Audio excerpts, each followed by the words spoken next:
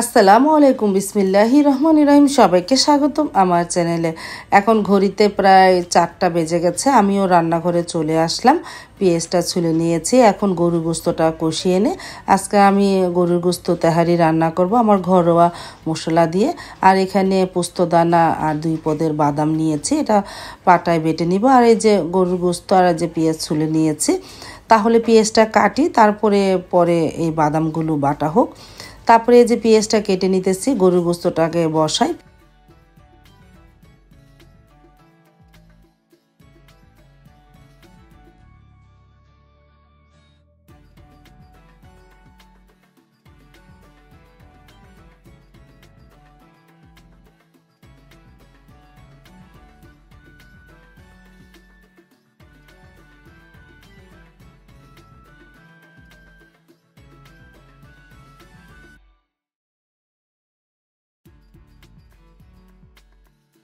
পেঁয়াজ তো কাটা হলো, এখন প্রেসার কুকারে বসিয়ে দেই, তাড়াতাড়ি হবে। গরুর গোস্ত প্রেসার কুকারে বসালে তাড়াতাড়ি নরমও হয় আর রান্নাটাও তাড়াতাড়ি হয়।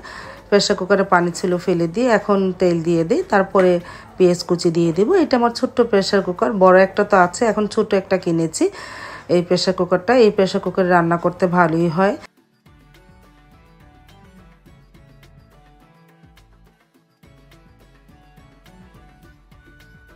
তারপরে এই যে পেঁয়াজ কুচি দিয়ে দিয়েছিলাম তেলের মধ্যে, আস্তে আস্তে মজুক, তারপরে ময় মশলা দিব না।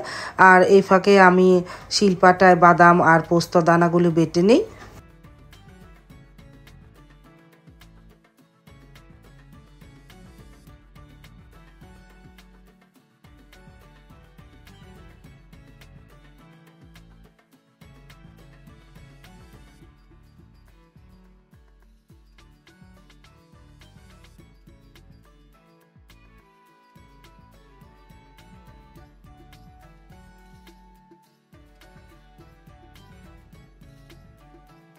পেঁয়াজটাও মজে গেছে, এখন এর মধ্যে আদা রসুন দিয়ে দিই আর বাদাম বাটা আর আমার ঘরোয়া তৈরি যে মশলাটা আছে সেই মশলা। এই মশলার মধ্যে আমি সব উপকরণ দিয়েছি। এটা যেমন মুরগির গোস্ত, গরুর গোস্ত রান্না করা যায়, আবার তেহারিও রান্না করা যায়। এই যে ঘরোয়া মশলা দিয়ে দিলাম, আর দিলাম একটু জিরা ফাঁকি, মানে কাঁচা জিরাটা আমি ব্লেন্ডারে ব্লেন্ড করে নিয়েছি, ভাজিনি। এই 2 পদের মশলা দিয়ে মশলাটাকে একটু কষিয়ে নেয়। ও একটু ধনিয়া ফাঁকিও দিয়েছিলাম এর মধ্যে। লবণ তো দিবই। ভালোভাবে মশলাটাকে একটু কষাই আর একটু পানি দিয়ে।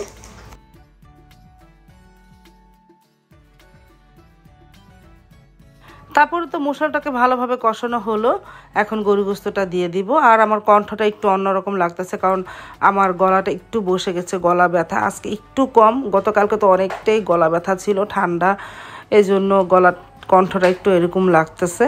তারপরে মশলাটা ভালোভাবে কষিয়ে এখন গরু গোস্তটা দিয়ে একটু হালকা কষি, তারপরে ঢাকনাটা লাগিয়ে দিব। লাগিয়ে প্রায় 3-4টা না 5-6টা সিস দিব, তাহলে গরু গোস্তটা ভালো নরম হবে। পরে আলু দিয়ে আবার একটা সিস দিব। এখন একটু হালকা কষিয়ে নিই। তারপরে তো অনেকক্ষণই কষানো হলো, এখন ঢাকনাটা লাগিয়ে দিই। একটু হালকা পানি দিয়েছিলাম, এখন ঢাকনাটা লাগিয়ে 6-7টা সিস ওঠাই।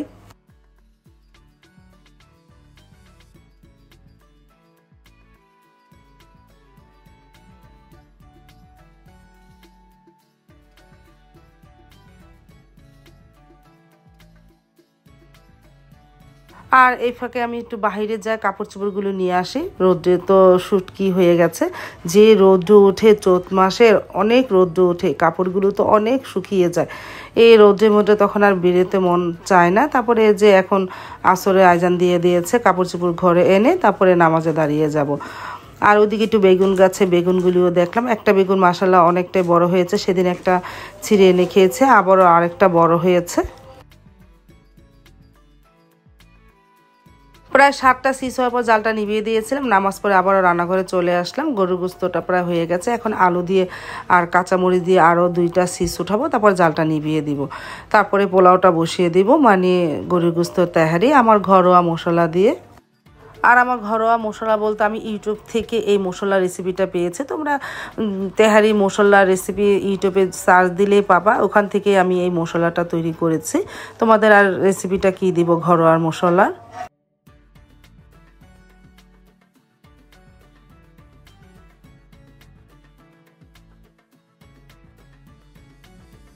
তারপরে তো 3টা সিজ হওয়ার পর প্রেসার কুকারটা নামিয়ে এখন পোলাওর জন্য পেঁয়াজটা ভেজে নিয়েছি। পোলাওর চাল, দারুচিনি, এলাচ, কাঁচামরিচ দিয়ে দিলাম।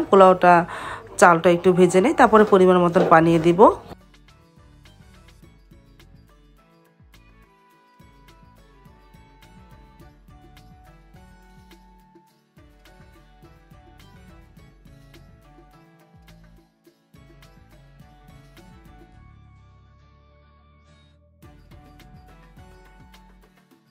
পাশের চুলায় গরম পানি করে নিতেছি, পোলাওর মধ্যে দিব।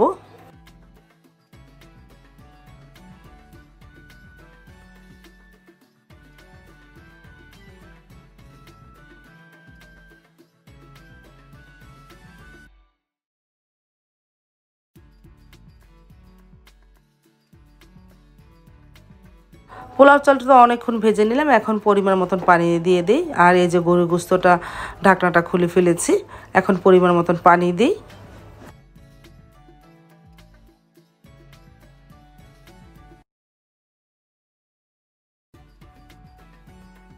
পানিটা বলক এসে গেছে, এখন গরম পানিটা দিয়ে দিই পোলাওর মধ্যে।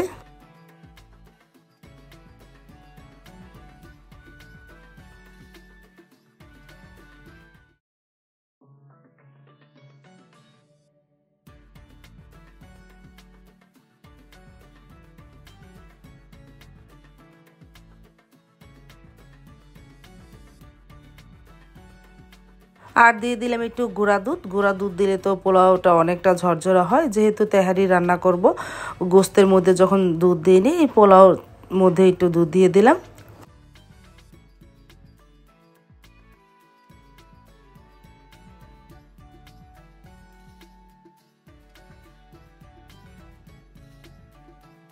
ভালোভাবে নাড়াচাড়া দিয়ে দিই। এখন অনেকটা পানি শুকিয়ে গেছে, গরুর গোস্তটা এর মধ্যে দিয়ে দিব। দিয়ে ভালোভাবে মিক্সড করে তারপর ভাপে বসিয়ে দিই গরুর গোস্তর তেহারি।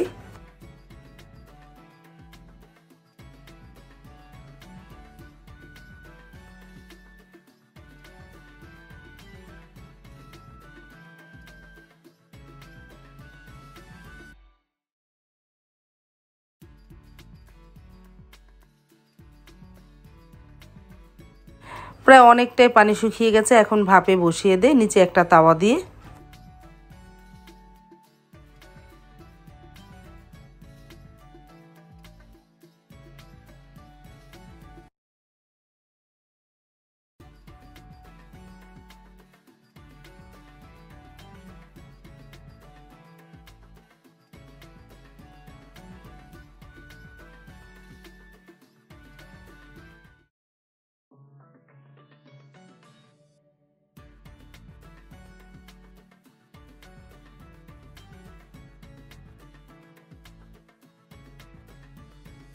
আর এই ফাঁকে আমি শরবতটা গুলিয়ে নিয়ে আমি আর সাইদুলের বাবাকে খাবো।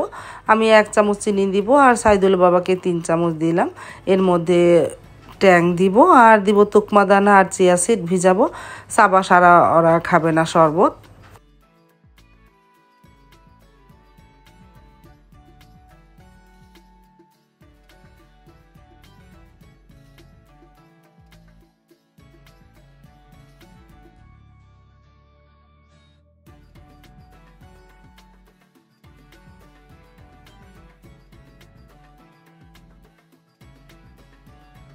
প্রায় আধা ঘন্টা পরে আসলাম, আধা ঘন্টা পরে একটা নাড়া দিই, উপরে চালটা নিচে দিই আর নিচের চালটা উপরের দিকে দিয়ে দিই।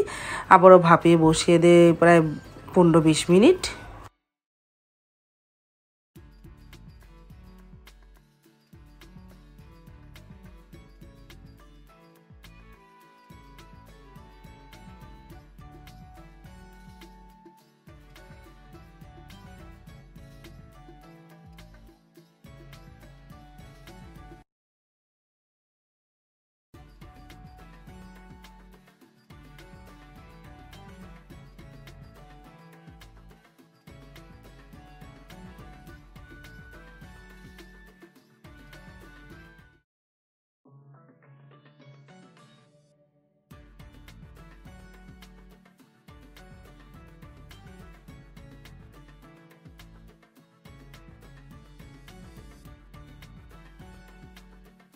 তারপর তো আবার ভাপে বসানোর আগে একটু ঘি দিয়ে দিই, উপরে ঘি দিয়ে তারপর ভাপে বসিয়ে দিই খাঁটি ঘি।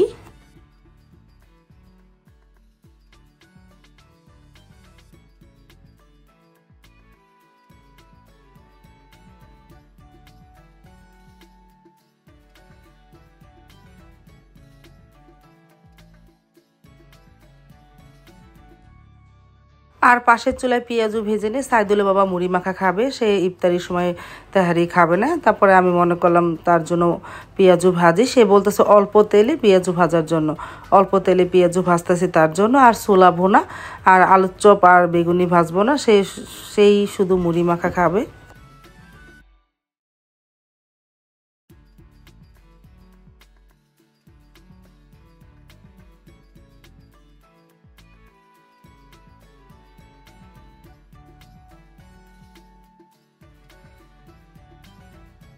তারপরে আরও 20 মিনিট পরে আসলাম, এখনটা নাড়া দিই ভালোভাবে। মাশাআল্লাহ অনেক সুন্দর তেহারি হয়েছে, চাল সবই সুন্দরভাবে ফুটেছে।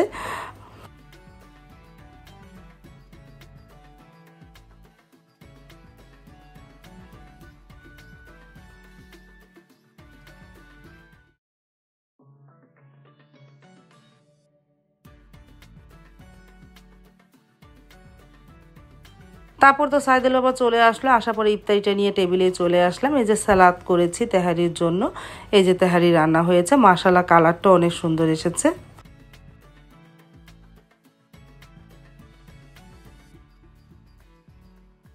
তারপর তো এই যে আজান দিয়ে দিল, আমরা ইফতারি করে নিলাম।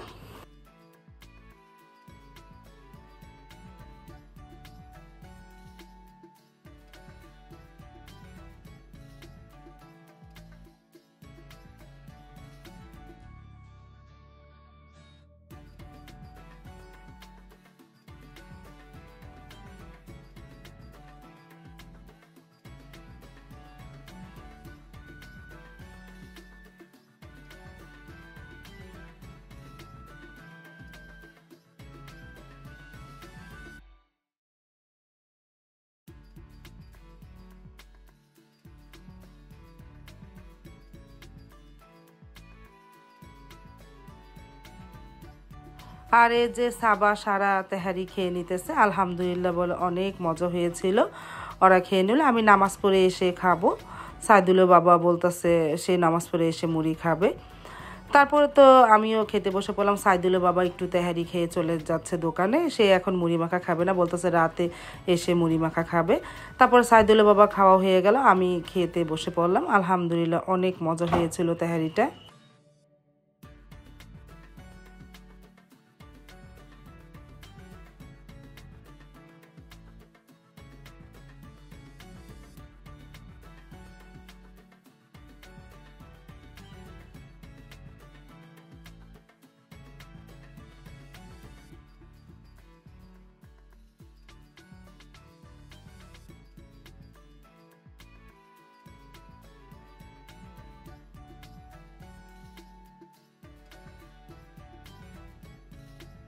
তারপরে ঘন্টা 3 পর চা বানালাম। সাইদুলের বাবা নামাজ পড়ে চলে এসেছে, আসার পর একটু রেস্ট নিল। তারপরে সুমন ভাইও এসেছে। তারপরে অনেক দিন হবে চা খাওয়া হয় না, আজকে একটু চা বানালাম, দুধ চা, সাথে বিস্কিট আনতে বলেছিলাম সাইদুলের বাবাকে, বিস্কিট এনেছে। তারপরে চা খেতে বসে পড়লাম আমি, সাইদুলের বাবা, সুমন আর সারামণি। সাবা তো খাবে না, আমরা চা খেলাম। সেহরির সময় তো আমরা কিছু খাই না, খেজুর আর পানি খেয়ে রোজা রাখি, যা খাওয়ার সন্ধ্যা রাত্রে খাওয়া হয়, সেহরির সময় খাওয়া হয় না।